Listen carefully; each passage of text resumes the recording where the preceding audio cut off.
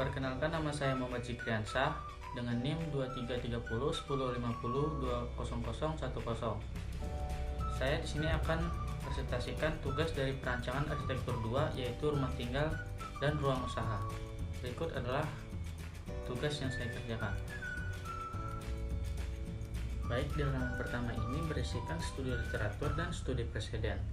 Untuk studi literatur sendiri berisi pengertian rumah tinggal, fungsi rumah tinggal, dan manfaat rumah tinggal. Pengertian dari rumah tinggal.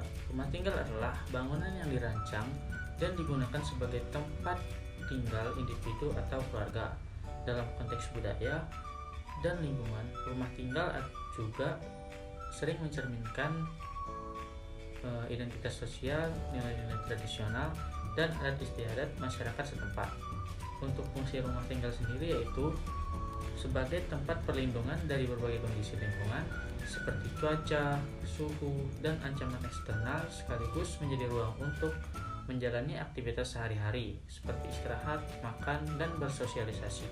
Untuk manfaat dari rumah tinggal sendiri yaitu untuk melindungi dari cuaca dan bahaya, menjadi tempat istirahat, pusat aktivitas keluarga, dan ruang interaksi sosial. Selain itu juga bermanfaat sebagai aset investasi dan ruang belajar serta berkreasi.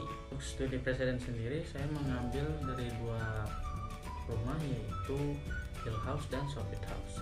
Untuk Hill House sendiri dibangun pada tahun 2020 dengan luas 578 meter persegi. Karena pemilik rumah ini juga ingin hunian yang menonjol dan unik, arsitek perancang memulai proyek dan mempertimbangkan lokasi terlebih dahulu dengan lingkungan asli yang terdiri dari danau dan pepohonan.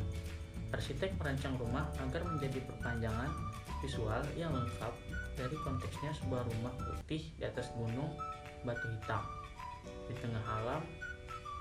Itulah jawabannya, tergantung pada konteks dan kebutuhan penghuninya. Dan selanjutnya yaitu Soffit House. Soffit House dibangun pada tangguh. Dan selanjutnya itu adalah Soffit House. Soffit House dibangun pada tahun 2023 dengan luas 900 meter persegi. Soffit House adalah rumah yang tenang dan elemen-elemen yang kalem. Klien menginginkan rumah yang praktis untuk ditinggali dan dirawat. Elemen utama rumah ini adalah atap yang besar untuk menahan elemen-elemen tropis. Atapnya dibuat menjadi cantilever setipis silet yang membentang hingga cakrawala. Baik, untuk halaman kedua yaitu analisa site. Site saya pada kali ini dapat di Bundaran Setaji, Bundaran Joing di Jalan Setaji. Untuk yang pertama yaitu analisa view. View dari site mengarah ke arah utara. Untuk arah utara sendiri menghadap ke arah Gedung Konveksi Juang 45. Dan yang di arah timur ada dua view, yaitu Bundaran Joing dan Pengadilan Tipikor Palangkaraya. Untuk yang selanjutnya yaitu analisa matahari. Analisa matahari pada site di matahari terbit pada pukul 6 waktu Indonesia Barat dengan suhu 25 derajat Celcius. Cahaya cerah pada pagi hari datang dari arah timur, dan matahari terbenam pada pukul 17 waktu Indonesia Barat dengan suhu 30 derajat Celcius. Masalah pada site sendiri yaitu pada saat siang hari.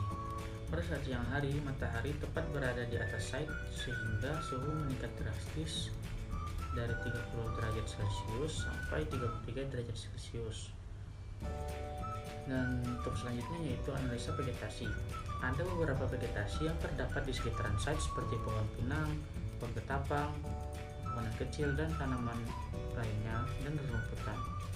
Untuk masalah pada site sendiri yaitu vegetasi di arah timur sedikit menghalangi view ke arah Bundaran Joing, dan saat musim kemarau daun akan berserakan di sekitar site dikarenakan banyaknya vegetasi yang di pinggir site. Untuk potensinya sendiri,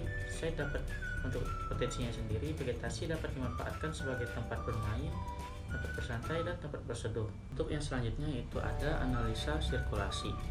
Jalur sirkulasi pada site cukup lancar, tetapi jalur sedikit padat pada pagi hari dikarenakan maraknya aktivitas pagi hari di Jalan Setaji. Jalur masuk dan keluar site ada di daerah Jalan Letkol Cair Inti. dapat diakses di sana dikarenakan tergolong sepi dan bebas macet. Untuk yang selanjutnya itu analisa kebisingan. Penyebab dari kebisingan itu sendiri yaitu site berada pada pinggir jalan dan bundaran, sehingga pada saat pagi hari lumayan bising. Untuk yang kedua, arah selatan site terdapat satu sekolah SMP SMA Hasankah Boarding School yang kemungkinan aktivitasnya dari pagi hingga sore. Setelah itu, arah barat site hanya ada perumahan warga dan memungkinkan minimnya bisingan. Untuk yang selanjutnya yaitu analisa angin. Angin pada site dominan bertiup dari arah barat, sehingga angin akan lebih sering dirasakan dari belakang site. Masalah yang didapat yaitu kurangnya pendapatan angin dari arah depan site, dan apabila ada angin kencang maka akan menghambur dedaunan dari pohon yang berada di sisi timur. Untuk yang selanjutnya yaitu ada analisa curah hujan. Hujan di Indonesia biasa terjadi dari November hingga Januari. Di Kalimantan Tengah umumnya terjadi November hingga Februari. Potensi yang didapat dari hujan yaitu curah hujan yang tinggi menambah persediaan air, dan masalah yang didapat yaitu kurangnya saluran drainase menyebabkan genangan air yang banyak. Penggunaan atap miring sendiri dapat menopang atau mengarahkan air hujan ke penampungan air dan drainase. Baik, untuk yang selanjutnya ada program ruang dan kebutuhan ruang, ide konsep, dan diagram bubble. Untuk program ruang sendiri ada beberapa ruangan yang dapat digunakan, yaitu ruang tamu, ruang keluarga, kamar utama, kamar anak ketiga, kitchen, WC dan kamar mandi lantai dasar, ruang laundry, kamar anak kedua, kamar anak pertama, dan seterusnya yaitu kamar mandi dan WC di lantai atas dan garasi. Untuk ide konsep sendiri yaitu awalan dari kombinasi persegi panjang dan dua kubus dibentuk sehingga menjadilah sebuah bangunan itu. Untuk diagram bubble sendiri seperti yang ada di gambar.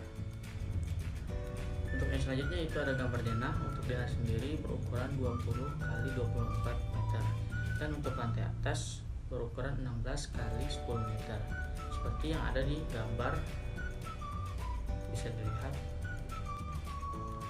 Dan untuk selanjutnya ada gambar potongan, side plan, dan tapak. Untuk potongan sendiri menggunakan fondasi batu kali. Potongan AA dan potongan BB berskala 1:100. Untuk side plan sendiri berskala 200, dan untuk tampak juga skalanya 1:200 seperti yang ada di gambar.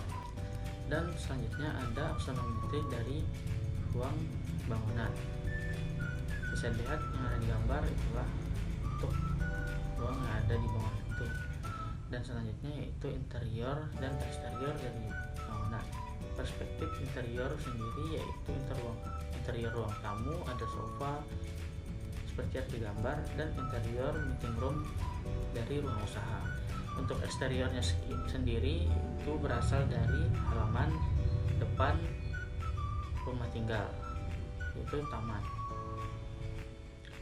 Baik, sekian dari presentasi kali ini.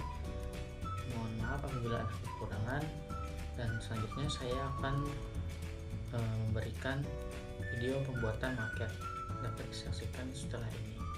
Terima kasih.